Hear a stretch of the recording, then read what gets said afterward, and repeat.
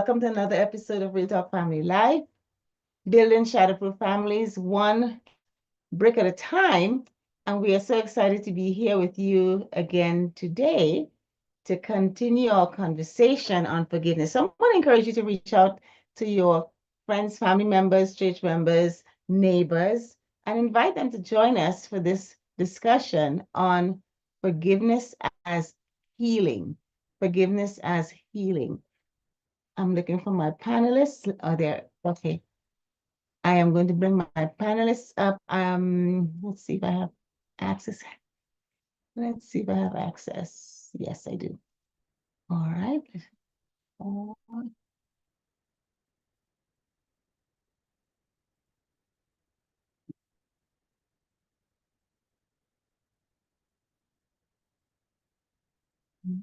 Again, reach out and invite others to join us. We will be starting here in a few seconds. I'm looking for Amanda. Is she on?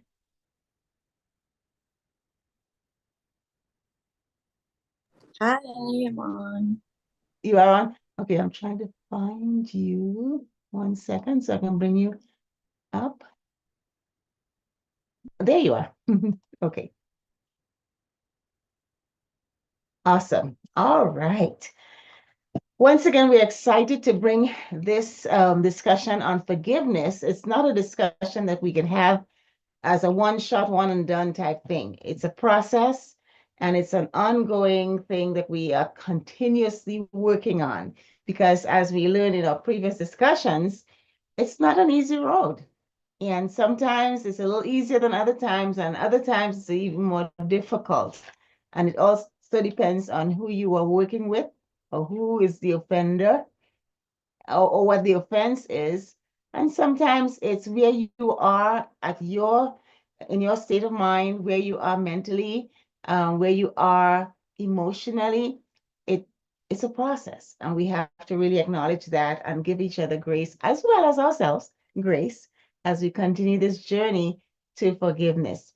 I'm going to remind the audience that you're welcome to put your questions in the chat. And as we continue our discussion, we will certainly acknowledge those questions.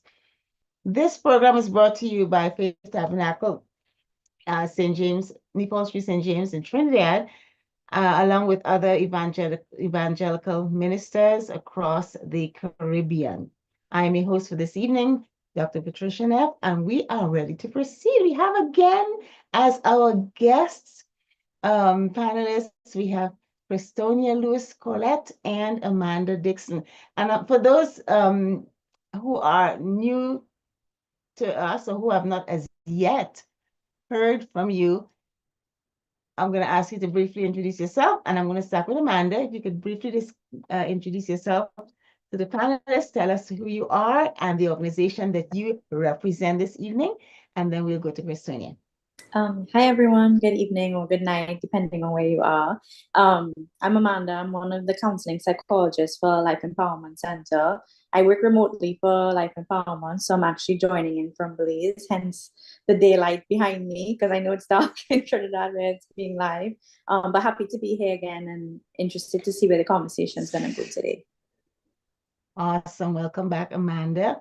Christonia?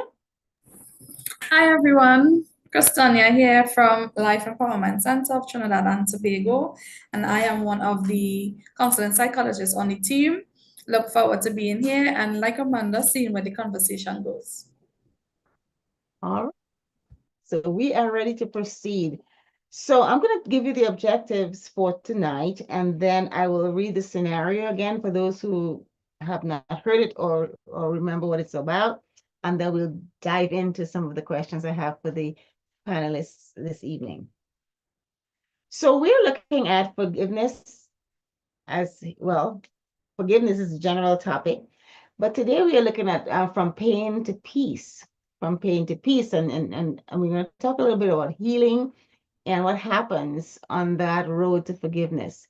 So for the audience, the objective here is that you understand that forgiveness is a medication, or is as medication to physical wound.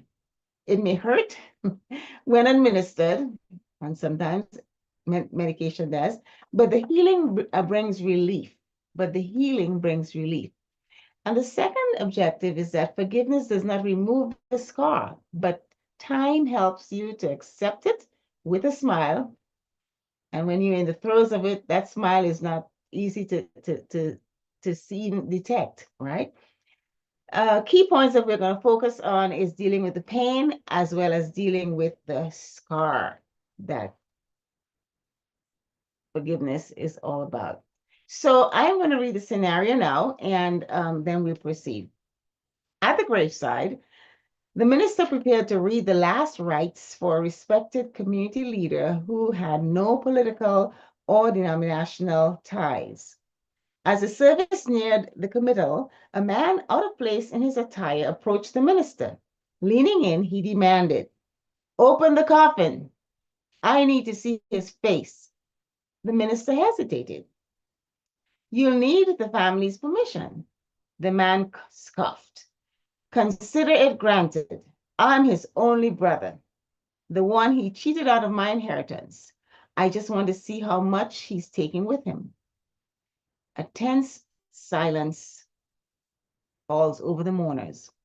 The minister signaled for another hymn, then quietly spoke with the man. Moments later, he gave a nod. The coffin was opened and the service continued. So we're going to start with looking at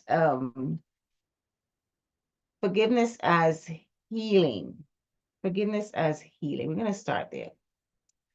So understanding that forgiveness, that healing comes with forgiveness, or forgiveness or healing is part of the forgiveness process. But healing suggests that there was some pain. There had to have been some pain for healing to be part of that process. Forgiveness can often be painful. What are some common emotional or psychological barriers that people face when trying to forgive? So I'm going to start with Amanda. What are your thoughts on that? Well, like you said, like forgiveness is not easy. And often when we think about that, there's many levels to why somebody might have hurt us, whether it's betrayal or the rejection or loss or disappointment. And oftentimes that affects us differently. And there are a lot of emotional barriers that come into that because for some people it may be anger, some people it may be resentment. And how does that show up in our life? Because when we're talking about emotional pain, it's not a physical one, like we're not seeing it, right? But sometimes we think about physical pain being more painful, but sometimes the emotional one is even as bad or sometimes worse, and we carry it deep down inside. And sometimes if we don't talk about it or we try to push it away, it still somehow shows up in our life. And I say that in maybe the way that we see the world, because oftentimes when we're hurt in a certain way, it almost puts a shadow over how we see things. So if somebody has done us wrong, we then can become very, hyper vigilant to other people doing us wrong, and then we almost start looking for it. So everywhere that we go, people are now hurting us. The line is too long, and that's because we have this tendency that we believe things are happening to us rather than things are happening for us. And that tends to be a huge barrier that we face when we're dealing with these quote unquote difficult emotions like anger, hurt, resentment, and the list goes on. And if we don't find ways to protect ourselves and we avoid those things, then everything begins to remind us of the hurt. Wonderful. Christina, any thoughts on that? Oh, you're muted.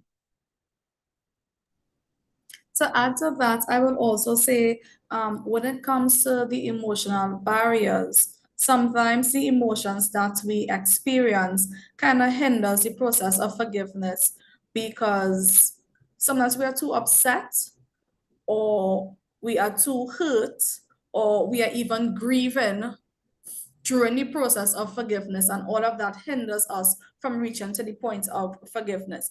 Because when we think of grief, we think, okay, we lost someone. Okay, so in these scenarios, someone died, but sometimes with us, it isn't necessary that someone died, but we have to grieve the loss of a friendship or a relationship, or grieve the loss of an idea we had of what is happiness or what was supposed to happen. So emotions could create a barrier when it comes to forgiveness. So that's why it's very important for us to acknowledge these emotions, acknowledge our feelings, and move on to forgiveness. And Amanda mentioned that we're looking at emotional pain, or psychological pain. And while physically there isn't that pain, as psychologists, I know you are fully aware that if we hold on to emotional pain or psychological pain, that it could manifest itself into physical conditions. What can you say to the audience as far as, how to manage that, so that it does not become so chronic that it creates physical conditions that could then be harmful to them? So I would say this question ties into the topic as well with peace and forgiveness. So one thing I want to make clear is forgiveness does not mean that what happened to us is okay or that it never happened. So we acknowledge that something was done wrong. But when it comes to harboring that resentment or that pain that is starts to manifest physically, is when we really need to check ourselves and ask ourselves, is the need to hold on to this pain or to not forgive greater than our peace or our physical well-being? Because at some point we have to choose us, with or without the apology, with or without the acknowledgement. We have to choose us. Because could you imagine holding on to something that someone did to the point that you're getting headaches, you're getting heart palpitations, your blood pressure high, loss of appetite, no desire to sleep, or on the extreme, you only sleeping because you're starting to slip into a depressive state? So at some point, we really need to look at what the unforgiveness is doing to us and really evaluate and ask yourself, like truly ask yourself, sit in front of the mirror and say, Christonia, is this worth it? Should I hold on to this pain and hurt myself while whoever else is living their life? Or should I let go of it and eventually feel that tension releasing from my body and no longer allowing that to affect me physically? That's good. That's really good. Because it amazes me when someone refers to some harm that was caused to them in childhood by a sibling. When we were kids, my brother did this and such, and it made me so mad. And they're still, and when they recount the incident, you can physically see how it's still affecting them. It still has that stronghold on them. And I can't imagine the stress that goes along with that. And as we know, stress is a silent killer. And but you're right, that hurt and that harm that unforgiveness brings can be very harmful to one's physical body, not to mention your mental state. So thank you for that. So how can you, if individuals on the in the audience ask you, how can we navigate through these painful feelings? We acknowledge that there's pain that comes with hurt and harm, and that even going through the forgiveness process, there's also pain. How can one navigate through painful feelings? Well, I'll jump in there. And this kind of ties into what Christonia was saying before. In therapy, we often use a phrase where we say, sit with that feeling. And often when we explain that to clients, it's a very uncomfortable thing. And oftentimes clients you see the resistance with them. And it's because we've never truly been taught to actually just sit with the emotions that we're experiencing.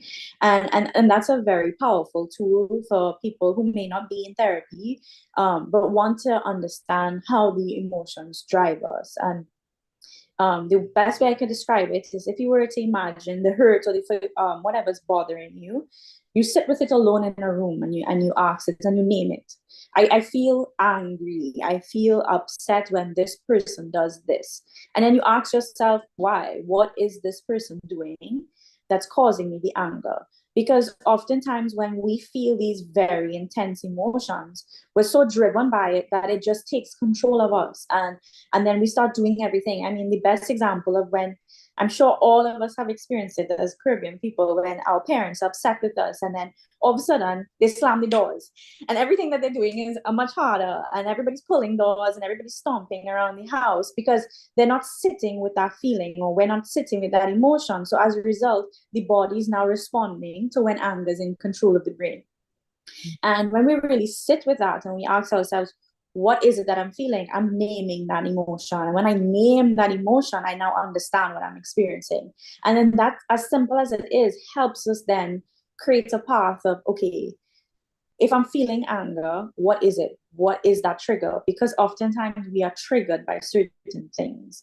And when we can kind of figure out, okay, it's when this person does this, or it's when this person says that, I think I had mentioned this before. Oftentimes we point fingers and we say, well, when you do this, it frustrates me. When you do that. And I learned very quickly working under Dr. Samuel that that's the easy choice that we make. But it's also the most difficult because I'll never be able, or that person will never be able to control that other person's response. Yet we still point fingers at them and we still say these things. So now we have to look inward and we have to ask ourselves, when they do that, what do I feel? And when I feel that, how do I respond? And when we ask ourselves those very simple things, that's then when we put in those coping mechanisms, and that's when we put in certain things. And Christonia spoke about, sleep and eat. And we're human beings and we need those very simple things. We need sleep, we need good food, and we need exercise. And that's the main thing that we always want to upkeep for our mental health, because when we're under a lot of pressure, those things fall short. We might not eat at all, or we might eat greasy foods and we're not eating good foods, and all of that affects our system if we're not sleeping well. So honestly, the key for when you're working with clients and psychologically is those simple things. And when we tackle those simple things, then we can have very difficult conversations.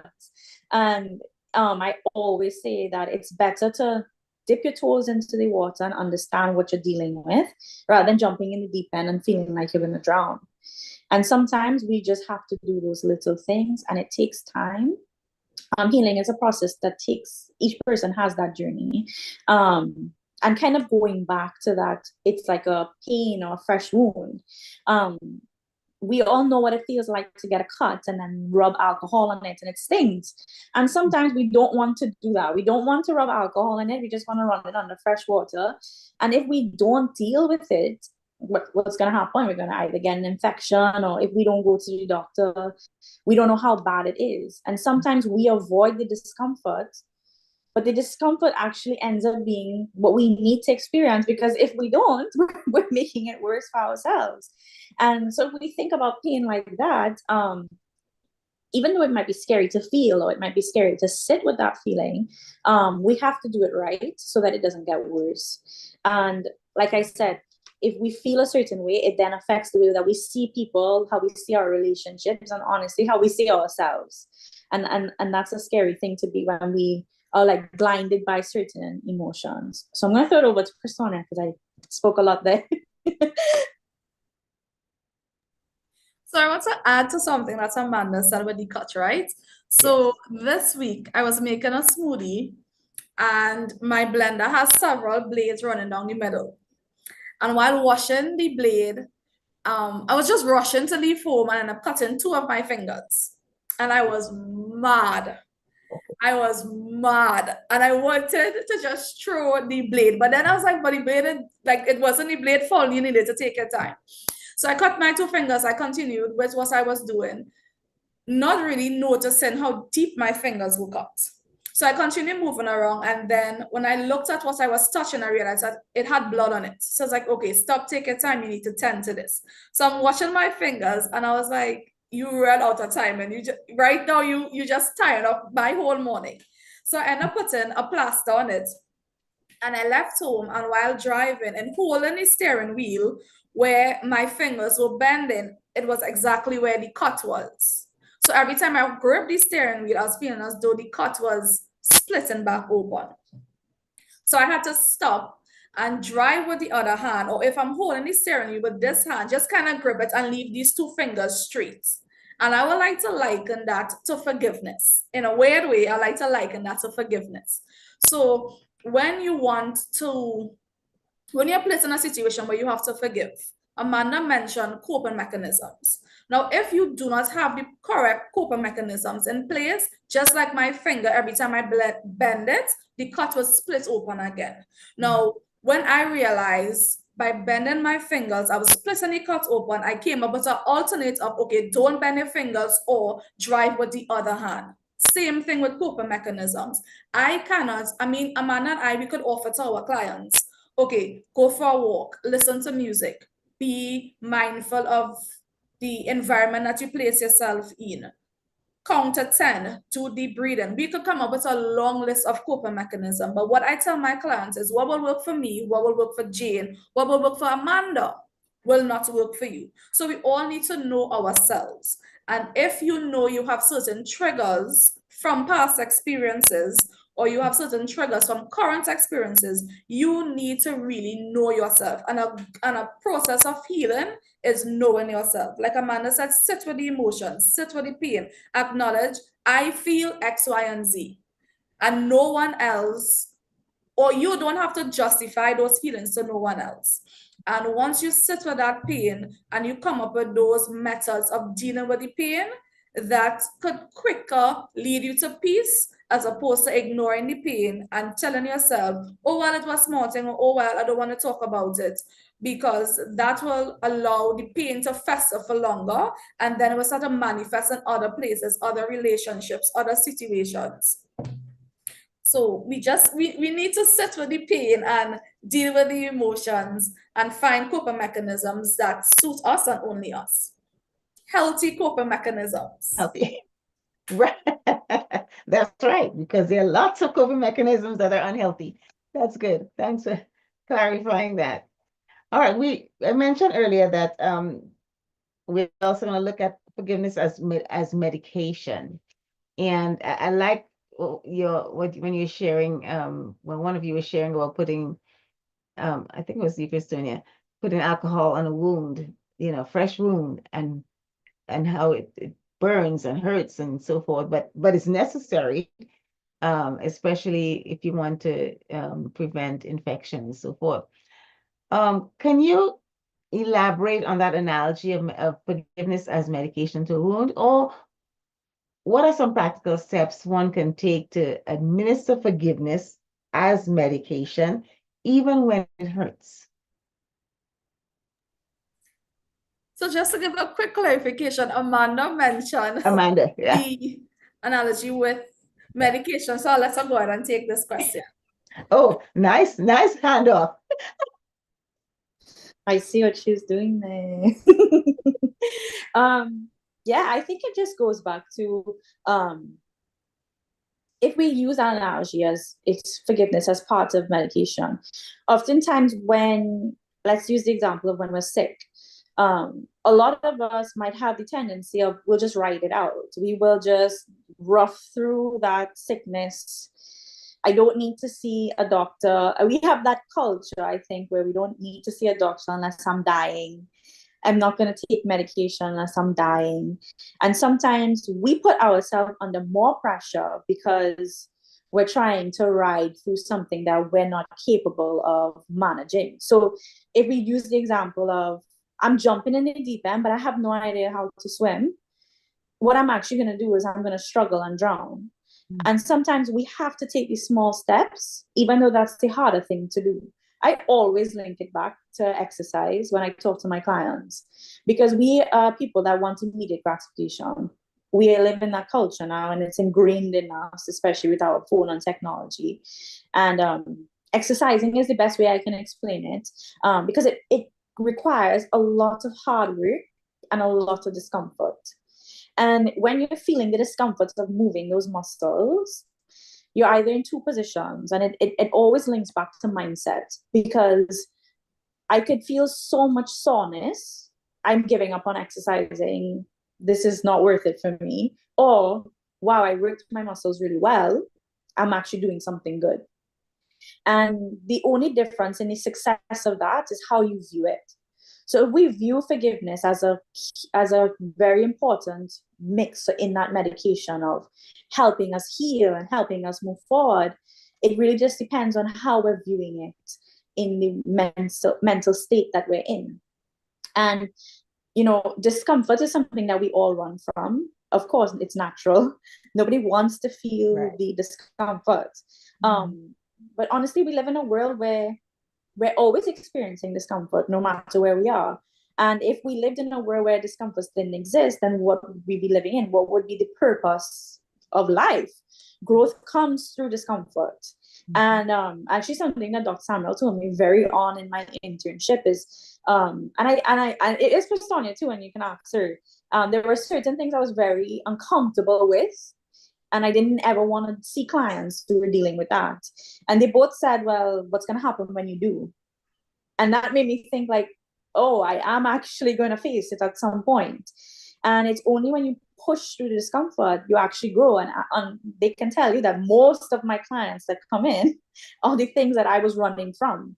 And I actually really enjoy it and I love it. And it's because Dr. Samuel and Christina really told me that if you sit with the discomfort, you're actually growing. You're allowing yourself to grow.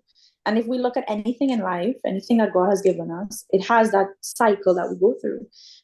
So seeing forgiveness as medication, even though it's uncomfortable to do or uncomfortable to take, or it doesn't quote unquote taste good, it's actually part of the curing and healing. And it's helping us, it's facilitating us to get there. I don't want to say faster, because like I said, everybody's journey is different.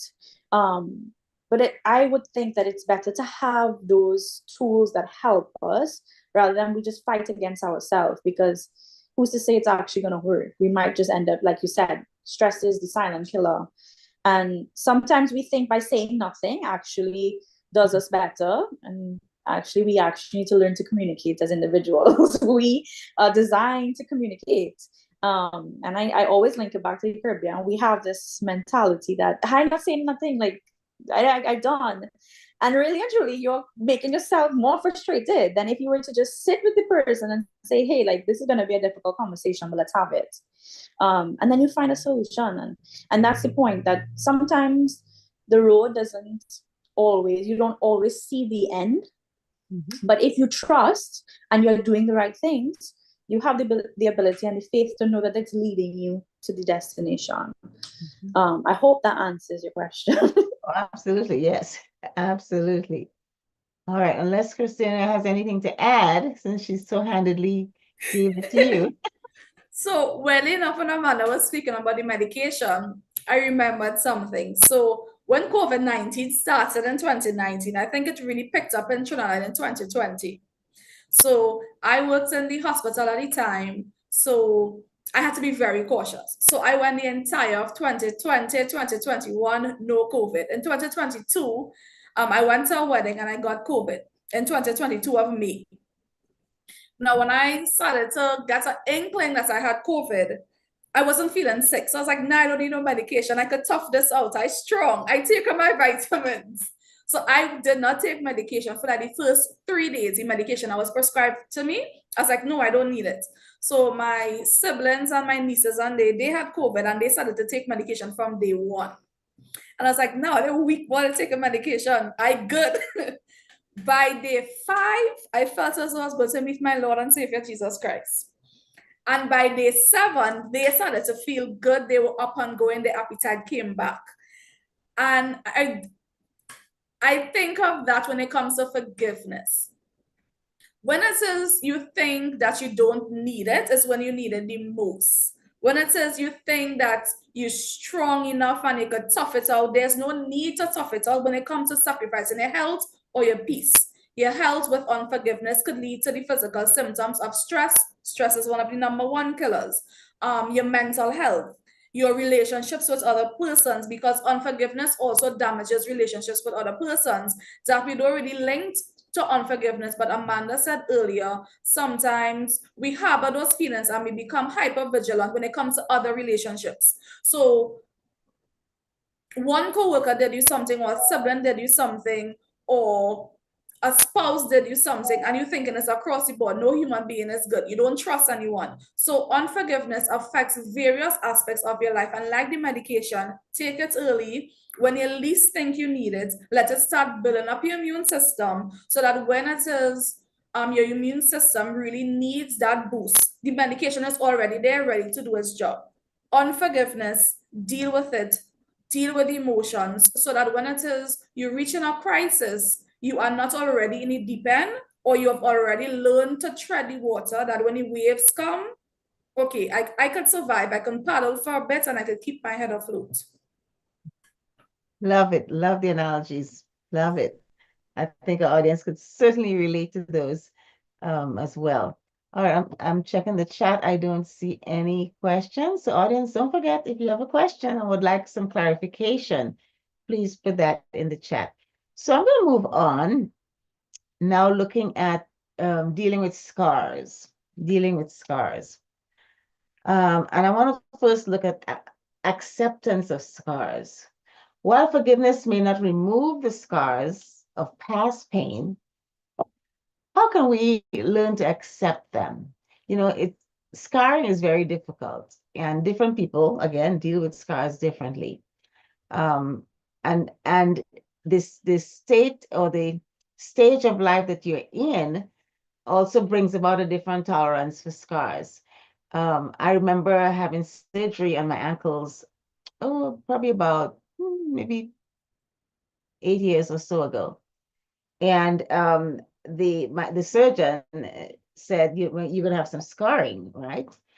And you know, is it gonna be a problem for you? And I said, oh no, I'm not young anymore. I'm not young anymore. I am not concerned about how it would look to others. You know, maybe if I was in my 20s, I'd be more concerned about it, because I would be it would affect me more if I have a scar that others may look at, and and so forth. And I said, I'm not looking for a spouse, so I'm not concerned about, feeling that I'm not good enough, or I'm damaged or whatever. So it didn't matter to me to have that scar. But for others, it might be difficult. How can we learn to accept scars when we think about forgiveness, and in order for us to really move on from that? I'm going to leave it open. I'll jump in. Well, when we think about scars, again, I think it comes back to mindset, and it comes back to the emotional state that we're in. Because we can look at a scar and be reminded of what happened, and be reminded of the pain and the discomfort that I went through, or the significant experience that caused that wound. But on the other side, the scar could also be a symbol of your body healing, and it's a new form of healing. So it doesn't erase what happened, but I guess that's the beauty of the body, the way the body can repair itself through the help of little things. So for example, sometimes we get stitches, right? So that's foreign to the body, but it helps the body heal. And when you think about psychology like that, sometimes you have to implement things that feel foreign, something that feels unusual, or something that feels different, especially the coping. Like Christonia said, there's so many different coping, but if you've never deep breathed your whole life, and then somebody tells you to deep breathe, that's very foreign. It's very uncomfortable. I've had many clients say, "Girl, I'm not breathing." Like, that's just strange to me. But sometimes we have to do something that's different in order to get us to that place of healing. And I think with that of course the emotional scars are the same. It reminds us of what happened, but it also helps us look on and tell a story. Or so I don't think it necessarily means that you're broken. It means that you've survived, right? And what you do with that, and the story that you tell with that, tells what you've been through, and it also helps other people as well. And anybody who has a scar knows that sometimes or out of the blue, it starts to itch. And it starts to just bother you, even though it's quote unquote healed. And I think that part of our mind and the psyche is that certain memories come up, like you said, from childhood. That, I mean, we've continued life, and then something just reminds me, and I feel that itch, and I feel that, oh my gosh. But something really important to remember is that that's in the past and we're in the now, and we can still acknowledge that it's happened, but it's always important to remain now. And I had spoken about this before. Like sometimes we so jump ahead into the future of how am I gonna look, what's my relationship gonna look like with this person? I forgive them, and what's it gonna? We don't know that. We could write it down a million times. We actually have no idea how that's gonna turn out. But what we do know is how we can control it now, and what's my relationship like with this person? What can I foster now that's gonna help for the future? Mhm. And again, with scars, it's uncomfortable. A lot of people say when you have like a knee replacement or something wrong with your knee, all of a sudden it starts to rain and it starts to ache, right? But in that moment, are we really gonna just throw away our knee and I want a new knee? No, you just know that, okay, every time it rains, my knee is gonna hurt. So what's my coping for that situation? What do I do? What do I do to take care of myself? So in a similar way, when we're triggered by life is always going to trigger us. It's a huge misconception that if we're in therapy, we're not triggered. We're always triggered. It's how we deal and how we manage with the challenges of life. Because as therapists, we are not magicians. We can't control what's going to happen. And challenges are always going to come. I mean, they come to us and we have the tools, but it's just about how you use them. And I think that's the most important part. So it's not necessarily if something is broken, but it's healing and it's survival. And that really helps other people on that journey of forgiveness, because I think from the first conversation, it's a community. We need community, we need connection with others, and nobody's saying to do this on your own, because we need each other in this journey of forgiveness and healing. Mhm. Wonderful. Wonderful. I like what you said, because sometimes, I think I've worked with children for decades, and it's interesting when, especially boys, when they fall or they're running and they're jumping and they fall and they get a little scar. I mean, it becomes like a badge of honor. They want to show their scars and they want to show all their scars and they're excited, and it becomes part of their life story. And if any of you ever have a scar, you remember, where that came from, and it does become part of your life story. And it's the same thing with forgiveness, that those scars are there, but it's part of your life story and really helps prepare you for other things in life. There's a question in the chat. I'm going to go to that. I'm going to read it. And if anyone of you feel inclined, please jump in. How do you get someone to talk about their emotional scars that no one else can see in order to receive their healing? How can you get someone to talk about their emotional scars that no one else can see in order to receive their healing?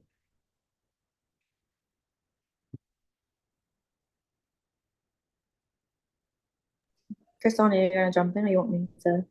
Well, you can hand it off to her, don't you? Oh no, just reading it again. So this is a tricky one, because you're asking to deal with someone's emotional scars that no one else can see. And a lot of the times, persons just simply aren't ready to deal with whatever you think they need to deal with. So we have to be patient with that person, because we can rush or force something that someone isn't ready for and do more damage than good. So what I would say is, have patience with that person, because while you may be in the mental state to deal with a certain pain or hurt or tragedy, someone else simply isn't. So give that person the space and the patience to reach to the point where they can acknowledge, I have these emotional, pushing them off the deep end and hope that they fly, and they may just end up landing flat on the ground.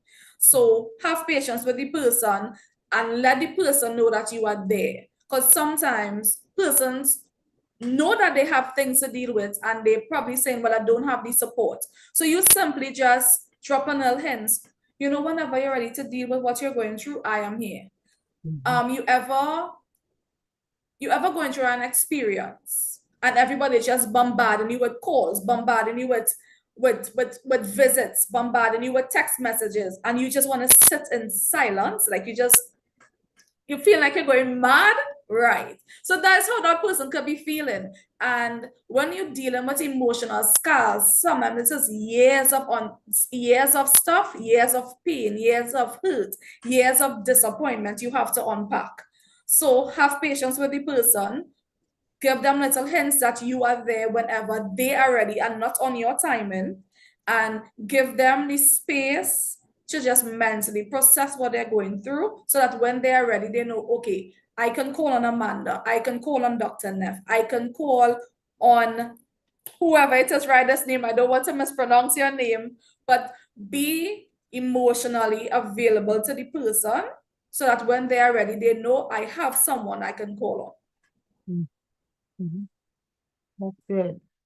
That's good.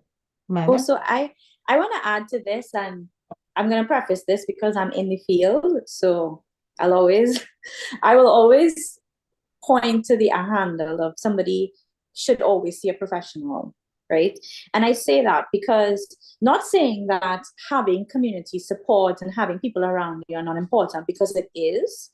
But I'm going to use the example of somebody who has physically been wounded, right? Mhm. If I'm on a scene of an accident and I see that this person's leg is broken and I have no background in medicine, I could actually be doing that person more harm trying to fix that wound, trying to put that bone back in place and wrap it up and do those things.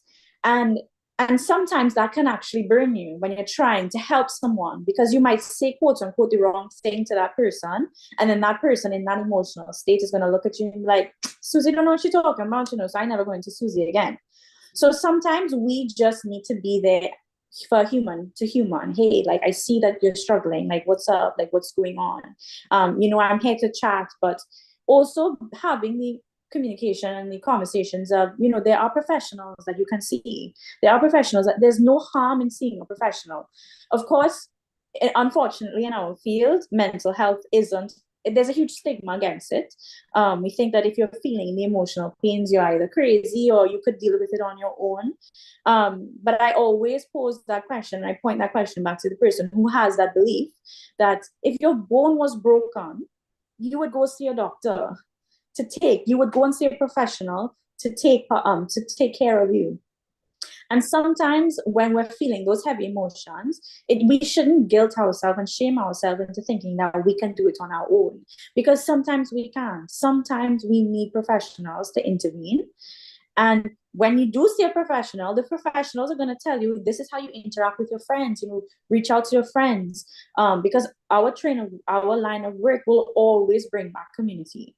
Will always bring it back of who is your circle, who can you reach out to. And sometimes in those cases, we reach out to them and be like, hey, this person really needs your help sometimes, and yada, yada, yada. So I think I will always point back to that. If you see someone struggling, and we've spoken about that in the previous topics and seminars about what those physical signs look like when you're struggling.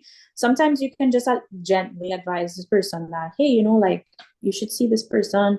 I'll come with you, or whatever the case may be, so that we kind of allow that person a journey of healing that's important.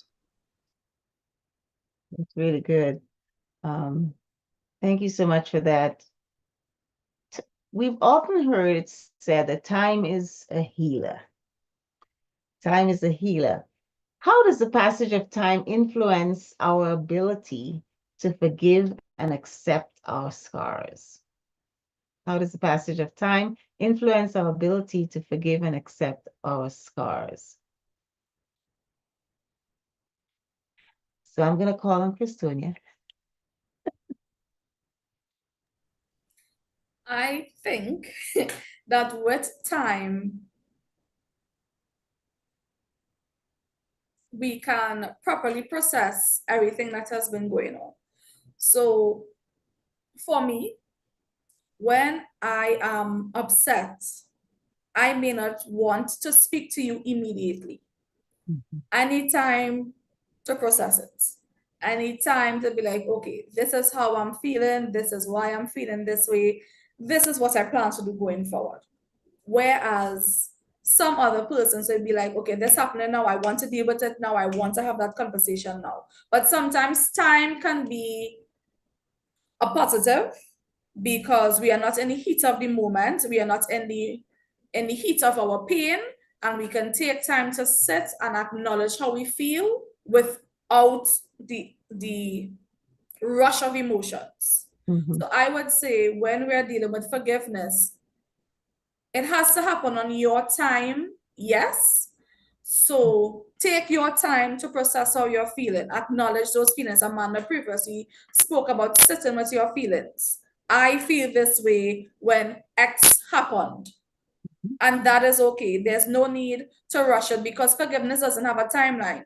It'll be crazy of anyone to say, okay, someone hurt you today, you have till next week Monday to forgive them. Like that's not possible. So with time comes healing. And the same thing with a wound. I mentioned as I cut my finger earlier this week, and while it is getting better, the pain is still there. There's a bit of swelling on my fingers, but I'm seeing the healing taking place. I drove today and I was able to hold my steering. So I'm seeing improvements, but the pain is still there, the swelling is still there. Maybe next week, maybe 2 weeks, everything will be back to normal. You'll never believe I cut my finger by just looking at it. But I'm giving my hand time to heal. And just like we can give our scars time to heal, we can give our cuts time to heal. It's the same thing. Give yourself that mental space and that mental time to heal and deal with forgiveness that will eventually lead to mental peace. I'm so glad you said that, because oftentimes I'm going to bring it to relationships now. Oftentimes, one partner in a relationship feels that once they get something off their chest, that okay, we're good. Let's move forward now. You know, and I remember counseling a couple a while ago, and their situation was that one partner cheated on the other, and because they felt convicted about what they did, they finally told the other spouse, and felt that now that they've told them, okay, let's move on, and couldn't understand why it was difficult for the spouse to not just move on. I was being honest, I was being open, I shared, I bore my soul out to them, you know, just forgive and move on. And couldn't understand why it was important to give that spouse the time to sit with their feelings regarding what they've just experienced, and get to that point of, hopefully get to that point of forgiveness and healing. Often we tend to rush folks to forgive us, now that we got it off our chest, we feel, okay, all is well with the world. Well, all is not well with the world because that person has to deal with and sit with their feelings regarding whatever it is.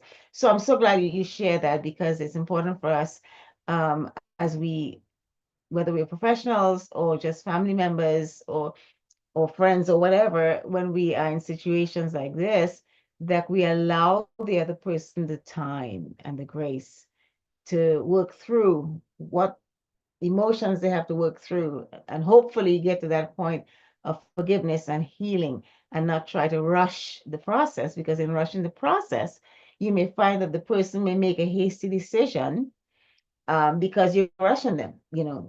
I need you to forgive me this minute. Well, you may not like the answer you get. So we have to allow that time for healing to take place.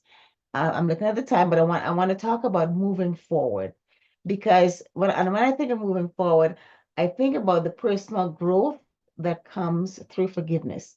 I'm thinking about resilience, and that's something we spoke about a few weeks ago, that comes with forgiveness. So when we think about moving forward, in what ways can the process of forgiveness contribute to personal growth and resilience? Do you have any examples or suggestions that you may want to offer? Well, I have a small thing that came to mind, but it's just simply that it's not a one, like you said, it's not a one-time decision.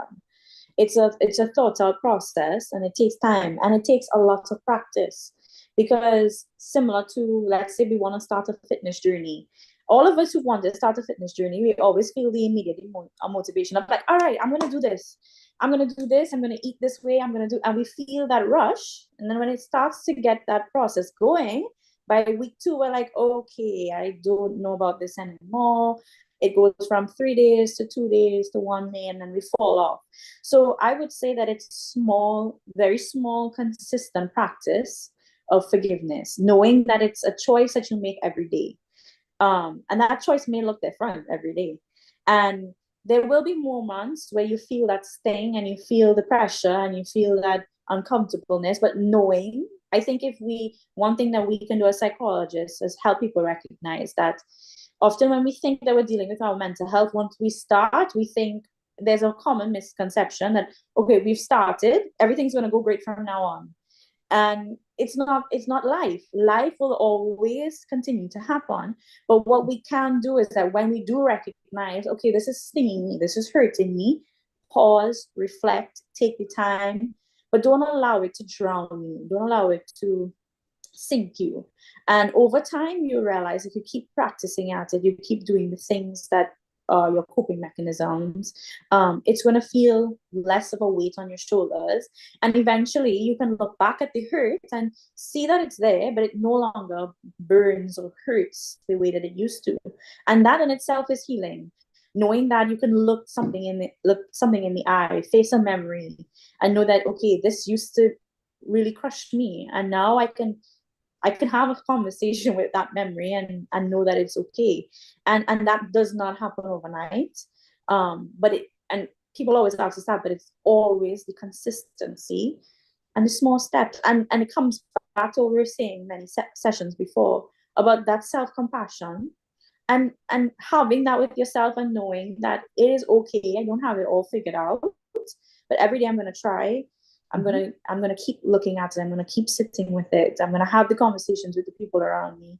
And eventually, sometimes the people that burned you and hurt you can be the people that you go to coffee with, and laugh about it and think like, I never thought we would be here. Right. And that takes, because you really looked at it, and you faced it, and you dealt with it. I don't know if Christina has anything to add to that. What I would add to that in terms of moving on, forgiveness, I believe we touched on it a couple of sessions back, was also adding boundaries. So while we forgive and we let go of the pain and the hurt, and we are hoping to fester or continue festering relationships, we also need to set boundaries, and setting boundaries ties into your peace. So set boundaries, and everyone will know what boundaries look like for them. And with that, you cannot choose to take back the power and not hold on to the pain. Because at the end of the day, your happiness and your peace, it matters, and it is important. So set boundaries, whatever it may be, and move forward with forgiveness.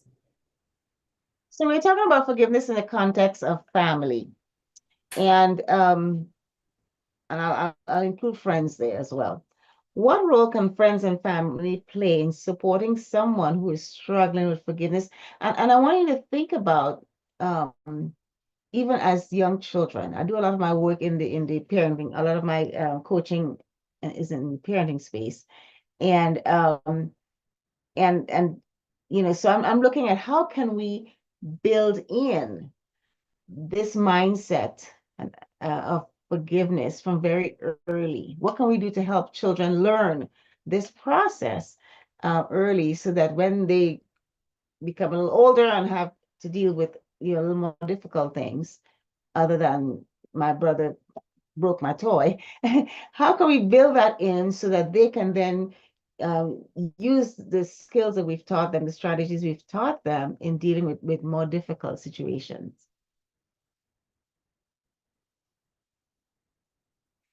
Amanda? I always think of it as parenting plays a huge role in a child's life. And oftentimes we think that these things should be ingrained in us. We should just know how to forgive. But in reality, we have to model that to our kids and we have to model that to children. And how do we do that? Is the conversations that we have with our spouse. Oftentimes parents like to, if there is conflict or there's something that hurt them, they like to, okay, the best example I can give of this is I had a case of this a few months ago where this person never saw their parents have conflict, never witnessed any yelling or shouting. And as a result, when they had conflict, they had no idea how to manage it because they've never seen two people healthy work through something. So when we're talking about forgiveness, it could be the simplest example of parents where a parent may have said something that hurt the other parent. And instead of, we're keeping it to children's language. We're not telling children all the dirty laundry, but also modeling for them that if mommy can forgive daddy and this is how it looks, then you're teaching them to do that amongst their siblings.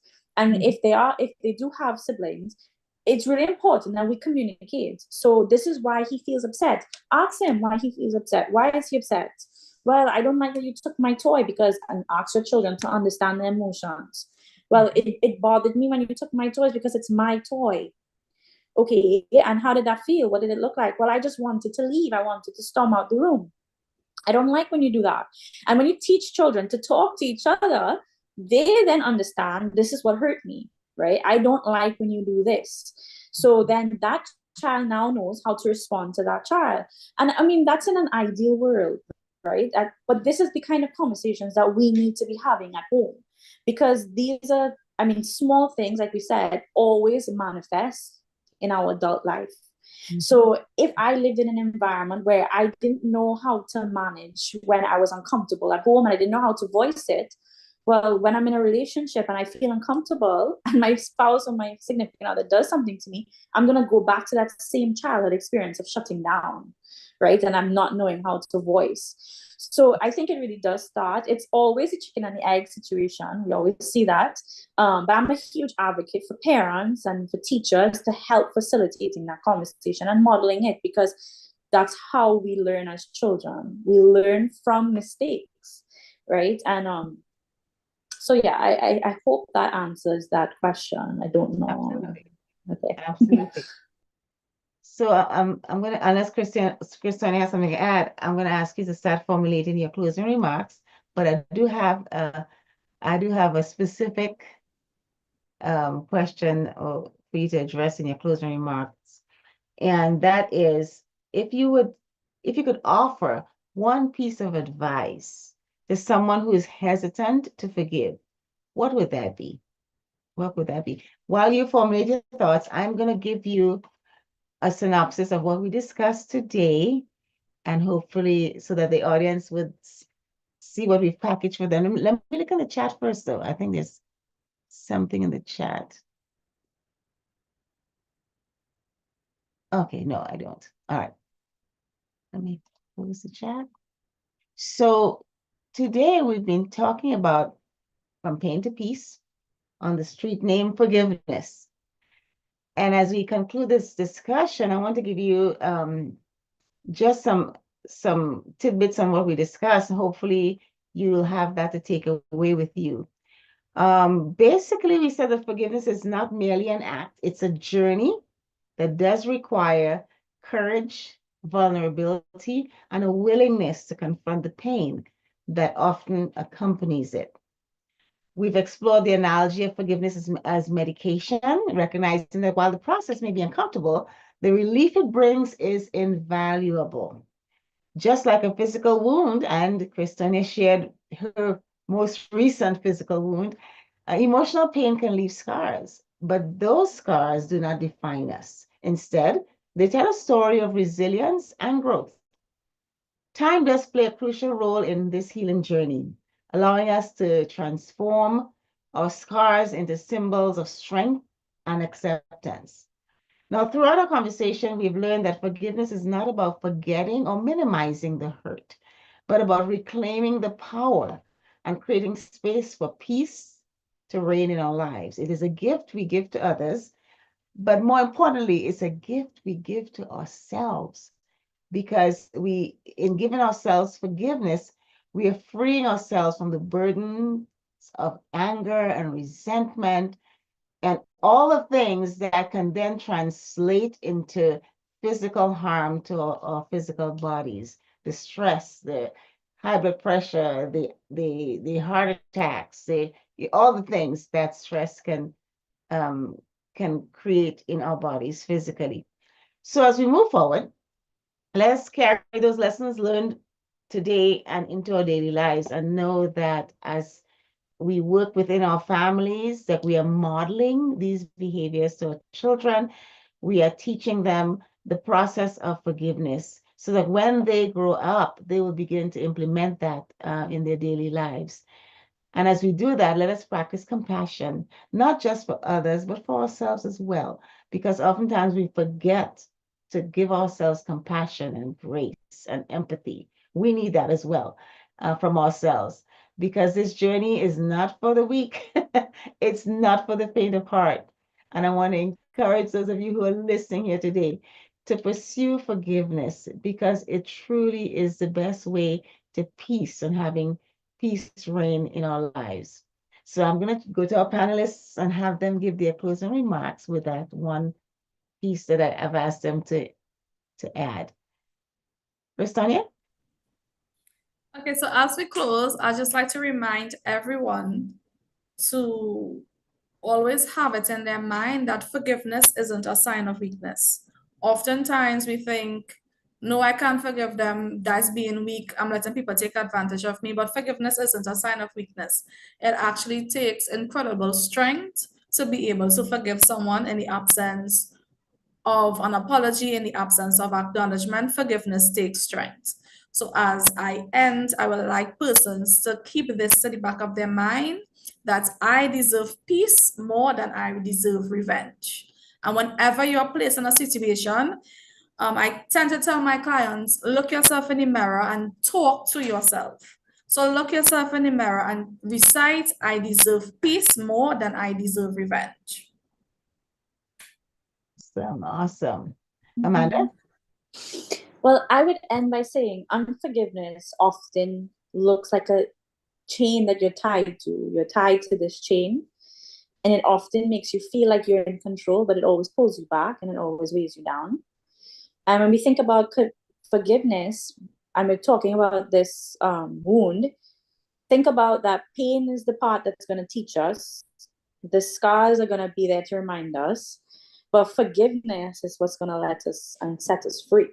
And it's going to get us off of that chain, and it's going to allow us to actually enjoy the life that we want to enjoy.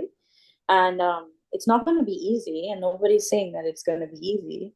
But with time and with the support and some self-compassion and encouragement, you can walk that road, and you're going to get to that place of peace. Thank you, ladies. We appreciate you so kindly. And I'm going to invite Dr. Samuel to come on camera. He is the one that this is Life Empowerment Center personified right here. Wow.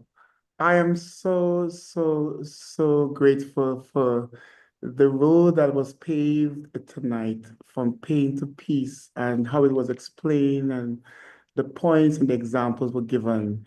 It's really a way to empower others how to be free. And while listening and processing and hearing these two wonderful, powerful, skillful ladies share, I recognize that growth is not wasted. And forgiveness really speaks of our growth.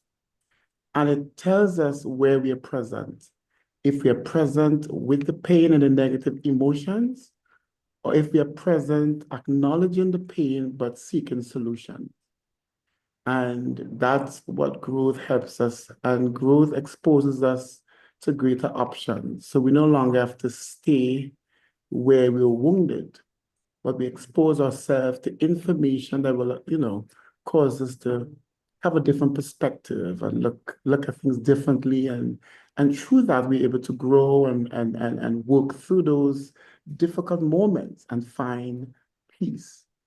And so while listening, I see how we can build shatterproof families if we apply these principles and these thoughts that were shared here this evening. I believe we can build the kind of families, especially when that point was asked about children and when can we start, and the examples that was given, because if it is a practice, it becomes a lifestyle more than just a habit. And so throughout our lives, we'll be able to exercise and express without feeling so pulled and so exhausted, because it's part of our practice. And I think that's the idea of why it was introduced, because I understand I need forgiveness. And because I deserve a forgiveness, I now demonstrate the power to give that gift to others, whether they deserve it or not. I think they do because I deserve it. So ladies, thank you so much for representing and really sharing. And Dr. Neff, so able and skillfully, navigating this whole process. I know that our audience will be changed because many of us are battling with different types of situations in our relationships, in our family life, even conflict within our own selves. Because sometimes we have to forgive ourselves. And, going through those situations, we live in silence, suffering in silence, not knowing what to do. And I think this program creates an opportunity to start that conversation. So people can begin to look at, maybe I should really work on this. Or perhaps that which I've been sitting with for so long is causing me not to move forward. And, hearing these ladies, I think I'm now willing to have that, to seek a professional or look at my community of support and start some conversations, even the persons in my life who I feel has wounded me, and how do I start having those conversations? So I really think us being here and hearing is helping us to reflect and really find a pathway to healing. So I'm sure our audience are in the seat of making those decisions because of how you really shared this evening. Thank you all so I'm so proud and so forgiven. Thank you all so much. And of course, Likat is here to serve you. You see what professionals we have. You see what qualified people we have. So if ever you feel you need to have that conversation, these are the powerful people you will be spending your time with, who will really walk you through a journey of how you can really find peace in spite of your process of pain. Thank you, Dr. Simon. We really appreciate that. There's a comment in the chat from Maria. Thank you, panelists. Awesome conversation with very relatable examples. Thank you, ladies. Okay. We want to thank everyone for joining us this evening for another episode of Real Talk Family Live. Building shatterproof families one brick at a time. And we certainly appreciate your time and your effort to join us today. And we hope you will continue to tune in to see what next we have in store for you. Again, we thank you all and we look forward to seeing you next week, unless we hear otherwise. Pastor Henry is traveling right now, so he's not here to have remarks. But on his behalf, I'd like to say thank you all, and we look forward to another episode. Thank you so much, and everyone have a good night. It's still daylight where I am, so I'm going to enjoy the rest of the sunshine while it's still bright. Thank you all so kindly. Good night, everyone. Good night. Good night. Good night.